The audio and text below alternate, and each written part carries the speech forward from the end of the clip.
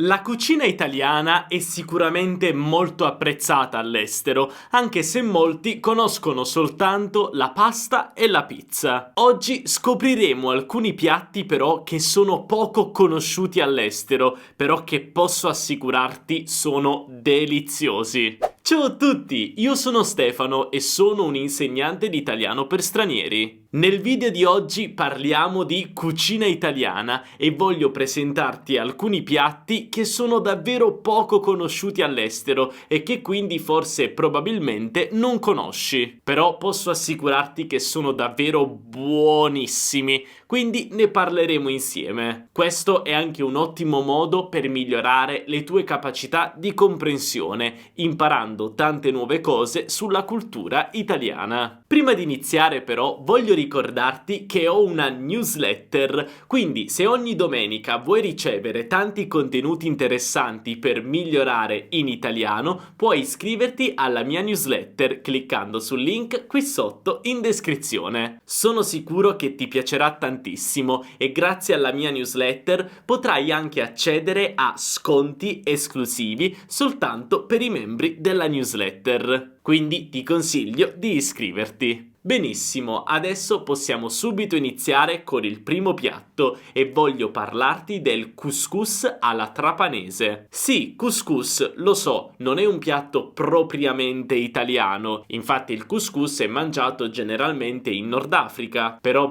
posso assicurarti che il couscous è molto popolare in Sicilia, soprattutto a Trapani o comunque in quelle zone lì. È proprio un piatto della tradizione, preparato anche dalle nonne. Il couscous, che per chi non lo conoscesse è una specie di pasta sottile a base di semola, viene cucinato in tanti modi diversi in Sicilia. Per esempio può essere fatto col pesce o comunque anche con altri ingredienti, con la carne, con le verdure. Si tratta di un primo piatto molto gustoso e saporito, però soprattutto molto versatile perché è molto facile da portare in giro. Infatti possiamo mangiare il couscous per esempio in spiaggia o al lavoro. Ed è anche molto semplice da preparare e da personalizzare, quindi possiamo aggiungere o togliere ingredienti in base ai nostri gusti. Pensate che il couscous in Sicilia è così famoso e importante che c'è addirittura il Couscous Fest, cioè un festival del couscous in cui cuochi di tutto il mondo si riuniscono a San Vito Lo Capo, una piccola città in Sicilia, per cucinare diversi tipi di couscous, dolci, salati, piccanti, con carne, pesce, verdure, e poi c'è un tipo di couscous che vince. Quindi è una vera e propria competizione super divertente dove ovviamente si mangia tanto. Ora passiamo al secondo piatto che voglio presentarti, la cotoletta alla milanese.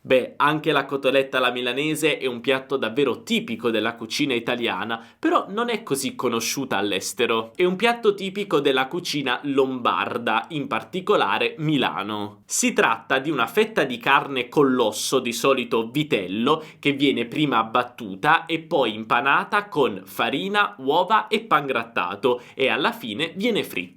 È un piatto davvero delizioso e a Milano puoi mangiare la cotoletta ovunque. Per esempio, io adoro una cotoletta in particolare, quella di Consorzio Stoppani, che è uno dei miei ristoranti preferiti a Milano. È sicuramente un piatto dai sapori decisi e dopo che mangi quella non vuoi più mangiare per almeno 24 ore. Viene spesso servita con un purè di patate o con le patate al forno. È sicuramente un piatto molto simile alla Wiener Schnitzel austriaca. Però la differenza è che la cotoletta alla milanese ha l'osso, la Wiener Schnitzel invece di solito no. E ora parliamo di un altro piatto che io personalmente adoro, che però è praticamente pochissimo conosciuto all'estero. Sto parlando dei canederli. Io amo il Nord Italia e ho amato il Trentino Alto Adige, che secondo me è una delle regioni più belle d'Italia. Ci sono stato l'anno scorso in viaggio e ho fatto anche un vlog sul Trentino Alto Adige. Ovviamente non potevo non mangiare i canederli, che sono una loro specialità. I canederli sono praticamente queste palle, queste polpettone, possiamo dire, di pane, condite con diverse cose, che possono essere appunto dei salumi, dei formaggi. I canederli sono molto facili da preparare e rientrano anche in quella che possiamo definire cucina contadina, quindi un piatto molto povero che veniva anche fatto per riutilizzare il pane vecchio e unire anche tutti gli avanzi della settimana. Anche perché dovete sapere che la cucina italiana si basa molto su questo, sul riutilizzare ingredienti, in modo tale che niente venga buttato, niente venga sprecato. Questo per noi è molto importante. Oggi i canederli però sono ancora molto popolari in Trentino Alto Adige, come per esempio li ho mangiati io quando sono andato a Bolzano. È vero che non sono particolarmente conosciuti all'estero, però sono la stessa cosa dei Knödel,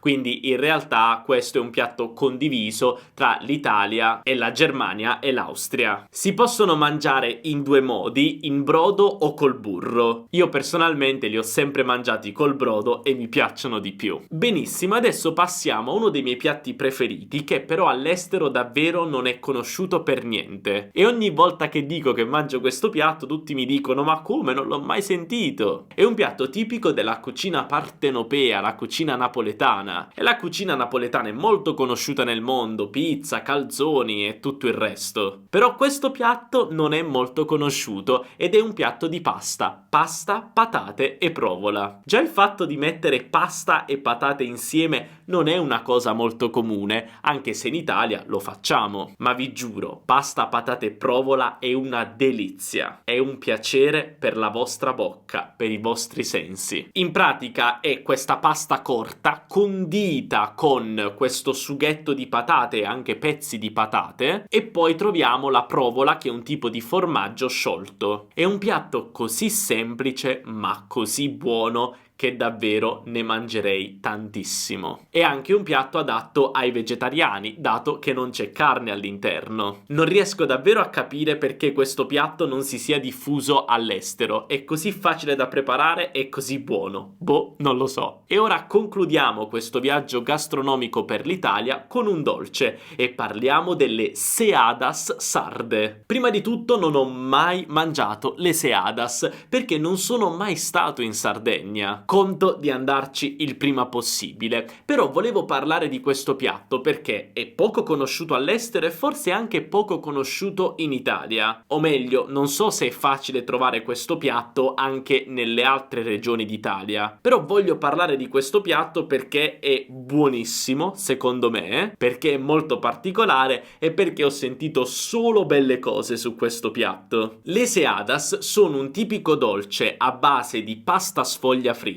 ripiena di formaggio pecorino, sardo ovviamente, e miele. Le seadas di solito si servono calde e vengono servite con altro miele sopra. Sono poi un dolce molto popolare in Sardegna, potete trovarlo ovunque, e sono anche proprio un simbolo di accoglienza. Infatti di solito le seadas vengono servite per accogliere qualcuno. Davvero non le ho mai provate, ma mi piacerebbe davvero tantissimo provarle, quindi devo organizzare un viaggetto in Sardegna molto presto. Va benissimo, abbiamo finito con i piatti di oggi. E tu conoscevi questi piatti? Oppure conosci altri piatti della cucina italiana particolari che secondo te non sono conosciuti all'estero? Beh, parliamone nei commenti, avviamo una conversazione. E come sempre, se il video ti è piaciuto e hai imparato nuove cose, non dimenticare di lasciare un bel mi piace e anche di iscriverti al canale per non perdere tutti i contenuti futuri. Noi ci vediamo nella prossima lezione. Un abbraccio dall'Italia. Ciao!